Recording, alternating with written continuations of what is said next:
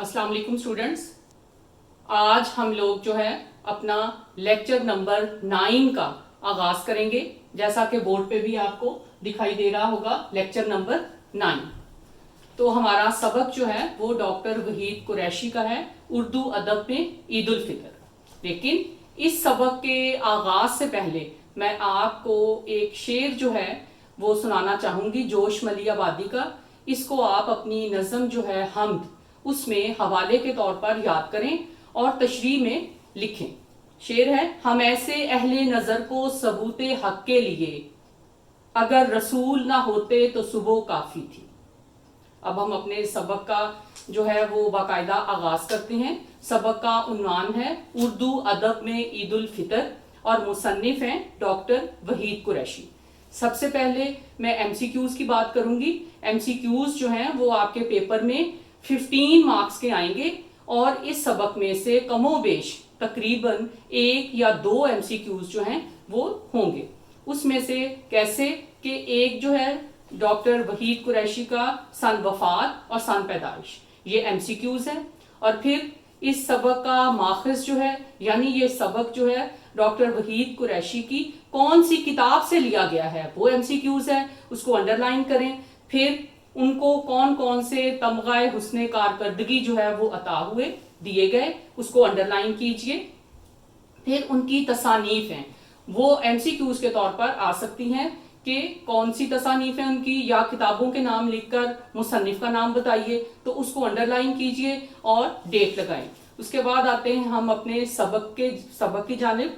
उसमें इल्फाज मानी, सबसे पहले आप उसको पहले इस लेसन को, ये सबक जो है इसको खूब अच्छे तरीके से दिल लगाकर पढ़ें, ताकि इल्फाज की बनावट जो है, हरूफ की पहचान जो है वो आप अच्छे तरीके से कर लो। उसके बाद आपके अल्फाज मानी, कुछ जो है अल्फाज मानी मैंने यहाँ पे बोर्ड पे लिख दिए हैं, इसको भी आप याद करें।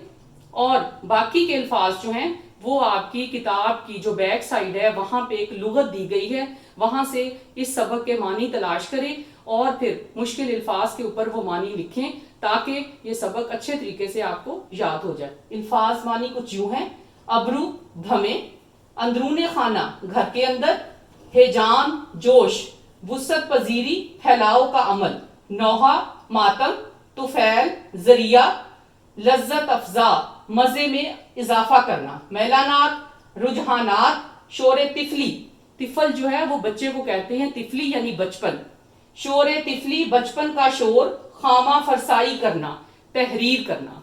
अब हम इसके अगर इसमें से कोई पैरा जो है वो आपको पेपर में आ जाता है इक्तबास के तौर पर, तो उसका क्या तरीकाकार है, उसको कैसे अटेम्प्ट करना है आपने पेपर में, तो यहाँ मैंने उसको लिखा है, आप देखिए। सबसे पहले हवाला इक्तबास।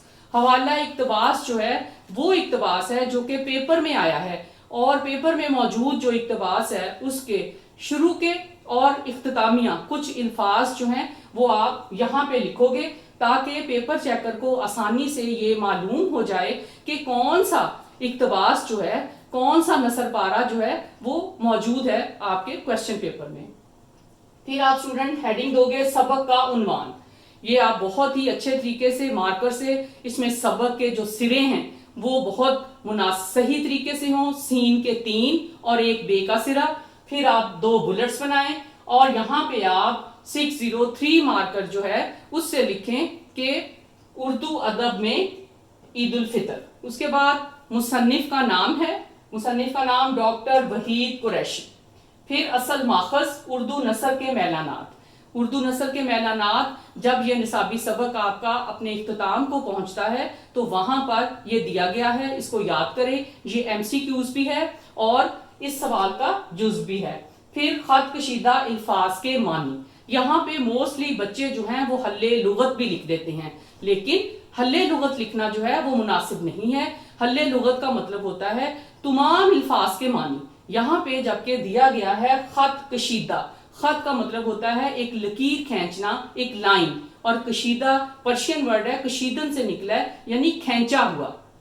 गोया के पेपर में जो खत कशीदा यानी जिन पे एक लाइन खींच दी गई है, तो बच्चा जो है वो उसी के अल्फाज के मानी लिखेगा। यहाँ पे फिर आप एक लाइन ड्रॉ करेंगे, अल्फाज और मानी, وہ کم و بیش جو ہے وہ 4 سے 5 الفاظ ہوتے ہیں، ان کے معنی لکھیں اور پھر آپ ہیڈنگ دیں گے تشریح کی. تشریح کی ہیڈنگ دے کر اگر آپ کا حوالہ جو اقتباس جو آیا ہوا ہے اگر وہ 3 لائنز کا ہے تو آپ جو ہے وہ 8 سے 9 یا 9 سے 10 لائنز میں بھی اس کی وضاحت بھرپور طریقے سے کر سکتے ہیں. یعنی کہ بالکل ویسے ہی الفاظ جو ہیں وہ سلیس کر کے نہیں لکھنے، بلکہ الفاظ کو آپ نے کھول کر بیان کرنا ہے ایک بالکل ایک رائٹر کی طرح، تاکہ پڑھنے والا جو ہے اس کو بات جو ہے وہ بہت ہی سادہ انداز میں سمجھ آ جائے. اور 2 شعر جو ہیں وہ یہاں پہ میں نے حوالہ کے طور پر لکھے ہیں. اگر کوئی اقتباس آتا ہے تو آپ یہ شعر جو ہے حوالہ جاتی اشعار کے طور پر اس میں کوٹ کر سکتے ہیں. شکر سب خاص و عام کرنے لگے اور باہم سلام کرنے لگے. شعر نمبر 2 ہے.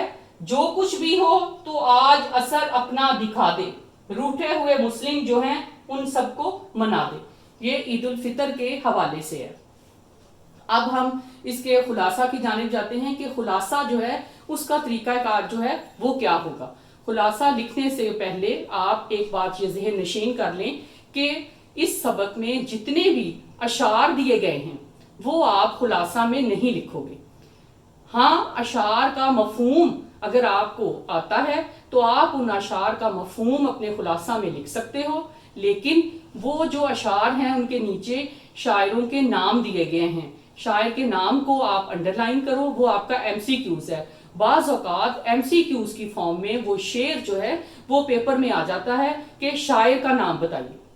تو اس طرح وہ بھی آپ کے 3 سے 4 اگر اشعار ہیں اس سبق میں تو آپ نے اس کو لازمی یاد کرنا ہے، لیکن خلاصہ میں اس کو نہیں لکھنا. ہاں اس کا مفہوم آپ لکھ سکتے ہیں. خلاصہ کا پیٹرن کیا ہوگا وہ بورڈ کی جانب دیکھیے، میں نے وہاں لکھا ہوا ہے. سب سے پہلے آپ سوال نمبر جو ہے وہ رائٹ کریں گے.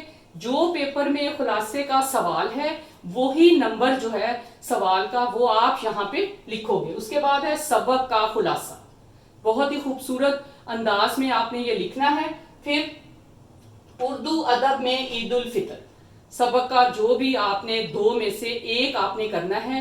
جو عنوان جو ٹاپک آپ نے پسند کیا کہ یہ میں اس کے بارے میں عبور حاصل جو ہے وہ کر چکی ہوں، مجھے آتا ہے، تو اس کو یہاں پہ آپ سلیکٹ کریں اور اس کا نیم رائٹ کریں. پھر مصنف کا نام، پھر آپ مصنف کا نام رائٹ کریں اور ڈاکٹر وحید قریشی، ماخذ اردو نثر کے میلہ نار.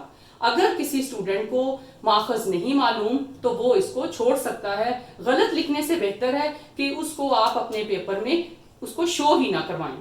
اس کے بعد صنف کہ یہ اردو ادب کی کون سی صنف ہے، تو یہ مضمون ہے. لیکن اگر آپ یہ لکھنا نہیں چاہتے یا آپ سلو رائٹر ہو تو آپ اس کو چھوڑ دیں. اور پھر خلاصہ، اور یہاں تفصیلیہ کا نشان ہے، پھر آپ اس میں خلاصہ لکھنا شروع کر دو گے. اردو ادب میں عید الفطر، خلاصے کی ترتیب جو ہے وہ آپ کے سبق کی ترتیب کے مطابق ہونی چاہیے. مثلا سب سے پہلے جو ہے اس میں مصنف جو ہے وہ یہ بتانے کی کوشش کر رہا ہے کہ جو عید الفطر ہے وہ مسلمانوں کا ایک اسلامی تہوار ہے، اس کے بارے میں لکھیں.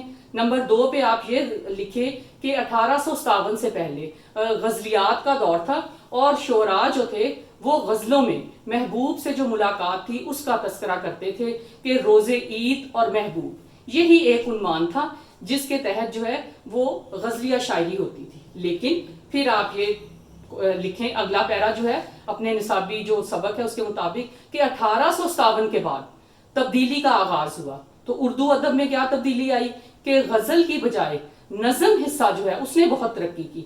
عنوانات کا دور شروع ہوا اور عید الفطر کے حوالے سے بھی اس میں بہت زیادہ تبدیلیاں آئیں. تہذیبی اور اسلامی افکار جو ہیں وہ نظم کا حصہ بن گئے. یہ آپ لکھیں. داخلی رویے جو ہیں وہ بھی اپنی شاعری کا نظم میں اردو ادب میں عید الفطر کے حوالے سے وہ حصہ بن گئے. اور خواجہ حسن نظامی کا ضرور ذکر کریں کہ انہوں نے 1857 کے بعد جب دلی جو ہے وہ برباد ہو گئی، اجڑ گئی اور بہادر شاہ ظفر جو ہے وہ رنگون چلے گئے، قید کر دیا گیا، تو بعد میں ان کے جو شہزادے اور شہزادیاں جو تھیں وہ کس قسم پرسی میں اور بے بسی میں زندگی گزار رہی تھیں ان کا ذکر کریں. پھر آخر میں علامہ اقبال کا یاد طفلی کے حوالے سے ذکر کرنا مت بھولیے گا. یوں آپ کا خلاصہ جو ہے وہ 1.5 پیج میں کمپلیٹ ہو جانا چاہیے. اب ہم آتے ہیں اس کے مشقی سوالات کی طرف. سب سے پہلے ہے ان کے مختصر جواب. پیپر میں آتا ہے کہ مختصر لفظ، تو مختصر کا مطلب ہوتا ہے کم سے کم لکھنا لیکن صحیح لکھنا.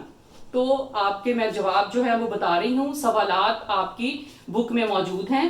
الف جز، اس کا جواب کچھ یوں ہوگا: عید الفطر ہمیں اسلامی تہذیب و تمدن، معاشرت اور رسم و رواج سے واقفیت دلاتی ہے.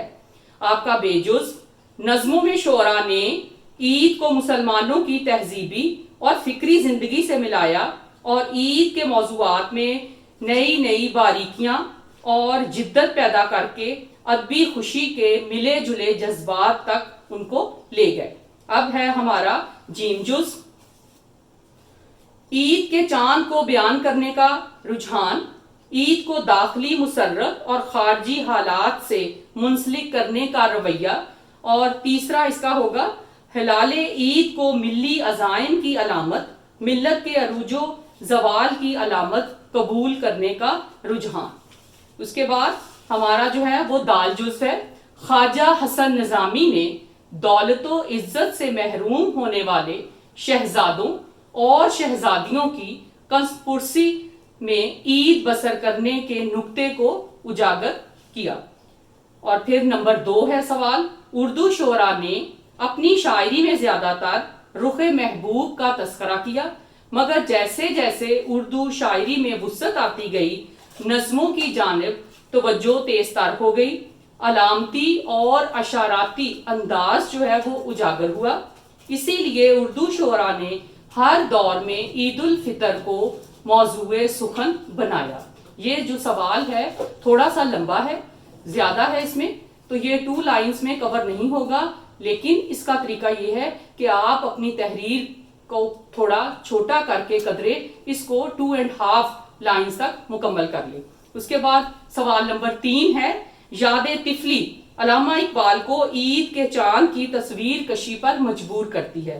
سوال نمبر 4، یہ آپ کو MCQs کے طور پر بھی سوال آ سکتا ہے کہ درج بالا مصرع کا خالق. درج بالا کا مطلب ہوتا ہے جو کہ اوپر دیا گیا ہے. خالق مولانا الطاف حسین حالوی ہیں. نمبر 5، عید کی شاعری ہماری شعری روایات کا اہم اور ناقابل فراموش حصہ ہے. اس کے بعد غلط درست کی جانب آتے ہیں.